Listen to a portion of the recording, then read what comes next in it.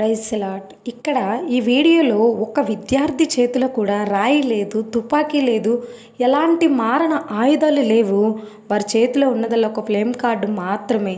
అవినీతిని నిర్మూలించండి, మాకు quality education ఇవ్వండి అని అడుగుతున్నారు. కానీ వాళ్ళ స్వరానికి దినాన సమాధానం లాఠీ అయ్యింది. ఇది దేశంలో నివసిస్తున్న ప్రతి ఒక్కరూ కూడా ఆలోచించాల్సిన విషయం. ఆమోసు గ్రంథం 5వ అధ్యాయం 24వ వచనంలో ఈ విధంగా ఉంటుంది కదా, నీళ్లు పారినట్లుగా న్యాయము జరగనివ్వడి. ప్రభుత్వాలు ఉన్నది ప్రజలను భయపెట్టడానికి కాదండి, ప్రజలకు న్యాయం చేయడానికి దేవుడు అనుమతించిన అధికారం.